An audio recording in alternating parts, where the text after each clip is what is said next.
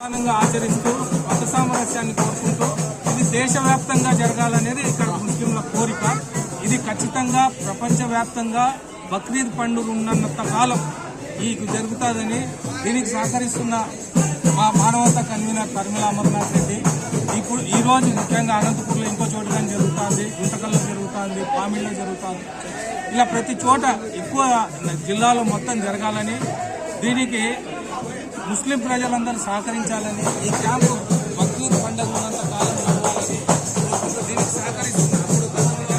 ఈ camp start చేసినప్పుడు ప్రయాణ్ గారు ఎంపీగా ఉన్నప్పుడు ఇక్కడ రావడము మరియు ఏర్పాట్లు చేయడము, సహకరించడము నిజంగా అప్పటి నుండి ఇది ఒక ఒరవడి, అంటే నూతన ఒరవడి అప్పుడు ప్రారంభమైంది. ఇప్పుడు ఇది రాష్ట్ర వ్యాప్తంగా పోతా ఉంది. తప్పకుండా దీనికి మీడియా ఎక్కువ ప్రచారం చేసి మత సామరస్యం కోసం రక్తదానం అంటూ మొట్టమొదటి నినాదం అనంతపురం నుంచి మొదలైంది.